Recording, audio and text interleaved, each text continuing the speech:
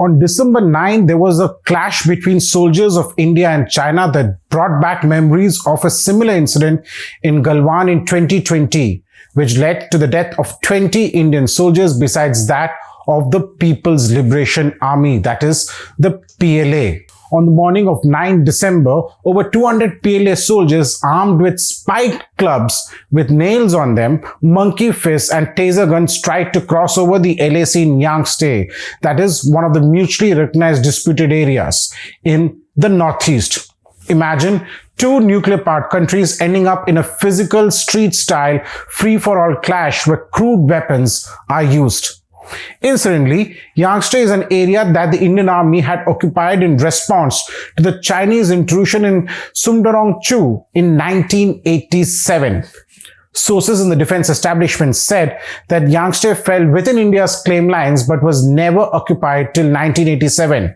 It is only when the Chinese intruded into Chu that the Indian Army decided to occupy Yangtse, much to the discomfort of the PLA. The area till then was known as the Yangtse GG or the Yangtse Grazing Ground. Defense Minister Rajnath Singh had told the parliament earlier this week that PLA had attempted to intrude into Yangtse and, I quote, to unilaterally change the status quo. Sources explained that the Chinese were very peeved in 2020 when Arunachal Chief Minister Pema Khandu inaugurated a Gompa under the Chumi Gatse waterfalls, also known as the Holy Waterfalls, just about 250 odd meters from the LAC. Since 2020, the Arunachal government and the army have been developing the area around the falls, which is highly revered for the Tibetan Buddhists or Monpas on both sides of the border as a tourist site. Monpa is one of the Arunachal's major tribes with its population scattered in Tawang and the West Kameng districts. India has also constructed a road up to the remote Sheju village near LAC where the Chumi Gatse falls from a height of about 11,000 feet. The Chinese had placed a surveillance camera, a projector and a large screen at the LAC overlooking the falls to get live images. One big disadvantage for the Chinese in this area is that the Indian Army occupies all the heights, including the post at about 17,000 feet, which gives a full view of Chinese positions. Sources said that the Chinese movement can be visible for 30 minutes every time they move towards the Indian post. The Chinese reading was that the Indian post, which was under attack, had only about 40 to 50 odd troops and it would have been easy to overwhelm them. However, much to their surprise, the small group of Indian soldiers stood their ground and formed a human chain to stop the Chinese ingress. This resulted in a lot of pushing and shoving before India's planned second layer of defense came in. Seeing the large number of Indian soldiers coming in with war cries, within less than half an hour, the surprised Chinese troops, according to sources, started pelting stones. The clash ended with a street brawl type of an incident in which, as I said, two nuclear-armed countries fought with crude weapons. Explaining the chain of events, sources said that the Indian troops are less in numbers close to the LAC. These units are basically meant for patrolling and form part of the quick reaction team to match the Chinese strength in forward areas if the need arises. However, the army has a second layer of troops now closer to the LAC as part of the new deployment plans that were introduced since tensions first erupted in eastern Ladakh in 2020.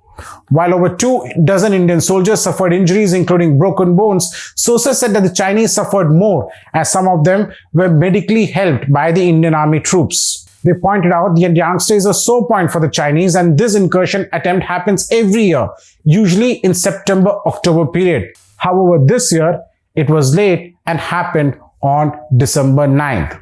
And just like the clash on 9 December, there was an incident that took place in October last year, the same location, which saw injuries then also, more on the Chinese side again. A video of last year's clash has also begun circulating on the Indian social media handles as news broke out, with many believing that it is from 9 December.